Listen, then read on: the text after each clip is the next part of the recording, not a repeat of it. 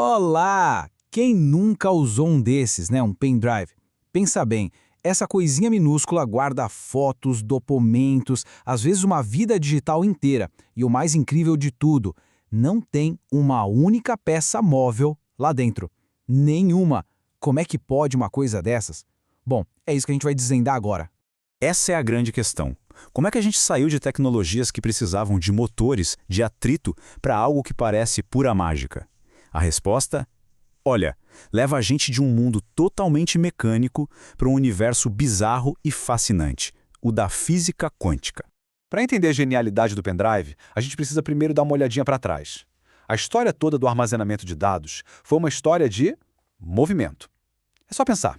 Discos de vinil girando, fitas de cassete sendo puxadas por motores, até os CDs e os HDs, que são mais recentes, dependem de peças girando a milhares de rotações por minuto. E onde tem movimento? Bom, tem atrito. E onde tem atrito, tem desgaste, quebra, falha. Não tem como fugir.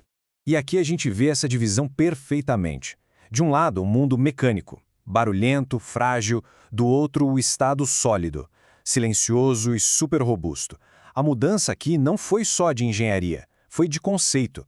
A gente parou de tentar mover coisas físicas para começar a controlar partículas invisíveis.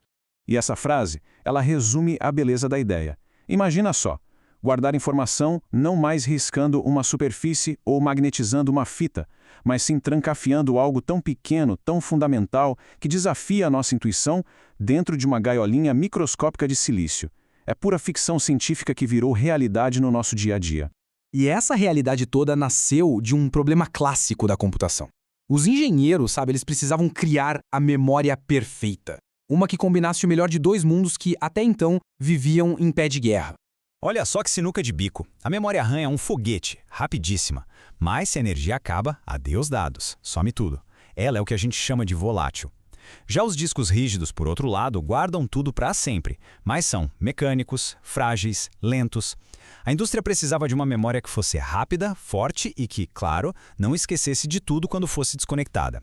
E a solução veio lá nos anos 80, com um engenheiro da Toshiba chamado Fujio Masuoka. Ele criou uma memória que podia ser apagada em blocos gigantes de uma só vez num flash. E foi daí que veio o nome, memória flash. A tecnologia queria mudar absolutamente tudo. Agora vem a parte divertida. Vamos dar um zoom.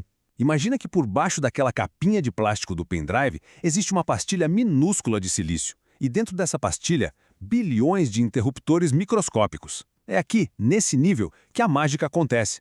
O coração de tudo isso é um componente chamado transistor de porta flutuante. Um transistor normal é basicamente um portão, abre e fecha para passar corrente. Mas o Dr. Masuoka adicionou uma peça genial aí no meio, uma gaiola isolada, a tal da porta flutuante. O objetivo? Trancar elétrons lá dentro. Mas como é que se coloca alguma coisa dentro de uma gaiola que é completamente selada? A resposta é uma das coisas mais estranhas e maravilhosas da física, o tunelamento quântico. Pelas leis da física que a gente aprende na escola, um elétron não tem energia para pular o muro isolante dessa gaiola. Mas, no mundo quântico, as regras são outras. Se uma voltagem altíssima for aplicada, a partícula simplesmente aparece do outro lado. Ela atravessa uma barreira sólida como se fosse um fantasma. Então, o processo todo é mais ou menos assim. Para escrever um zero, o pendrive dá um choque de alta voltagem e os elétrons tunelam para dentro da gaiola. Uma vez lá, eles ficam presos por anos, sem precisar de energia nenhuma. Aí, para ler, o sistema manda uma voltagem bem fraquinha, só para sondar. Se a gaiola estiver cheia de elétrons, a carga deles bloqueia a corrente. O sistema detecta isso e lê um zero. Se a gaiola estiver vazia, a corrente passa livremente e o sistema lê um 1. É simples e, ao mesmo tempo, genial. Só que essa engenharia espetacular tem um custo. Esse processo de forçar elétrons a atravessar uma parede sólida não é, digamos, delicado. Ele deixa marcas. E com o tempo, essas marcas viram um problemão.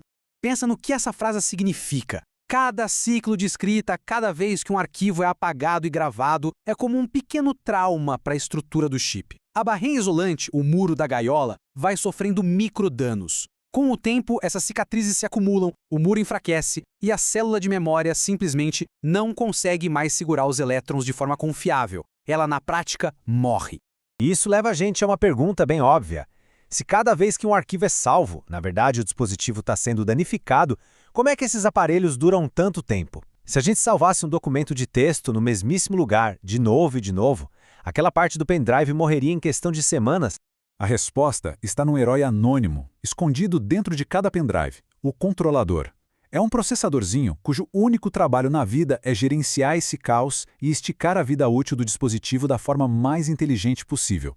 E a principal técnica que ele usa se chama wear leveling, ou nivelamento de desgaste. A ideia é bem simples, garantir que nenhuma célula de memória trabalhe mais do que as outras. É um gerenciamento de recursos no nível microscópico. Então, o pulo do gato é o seguinte: toda vez que um arquivo é salvo, mesmo que pareça que o antigo está sendo substituído, o controlador, bem quietinho, sem ninguém perceber, grava os dados novos num conjunto de células totalmente diferente, novinho em folha. Ele basicamente espalha o dano por todo o chip. Com isso, ele garante que todas as bilhões de células se desgastem no mesmo ritmo, bem devagarinho. É um malabarismo invisível que faz o pendrive durar anos a fio. E a evolução, claro, não parou por aí. Os engenheiros pensaram, ok, a gente já consegue guardar 1 bit por célula, ou tá cheio ou tá vazio. E se desse para guardar mais? Foi aí que a coisa realmente decolou. E essa tabela mostra essa progressão de um jeito brilhante. A gente começou com a tecnologia SLC, que guarda 1 bit por célula. Depois veio a MLC, com 2, a TLC, com 3 e, mais recentemente, a QLC, com 4 bits na mesma célula.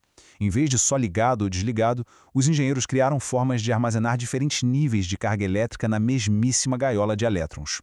Isso significa que o controlador não está mais só checando se tem corrente ou não. Agora, ele precisa medir com uma precisão cirúrgica quanta carga existe na célula. Ela está 100% cheia, 75%, 50%, 25%? Cada um desses níveis corresponde a uma combinação diferente de bits. Isso multiplicou a capacidade de armazenamento, mas também aumentou a complexidade e diminuiu um pouco a vida útil, já que a margem para erro é muito, muito menor.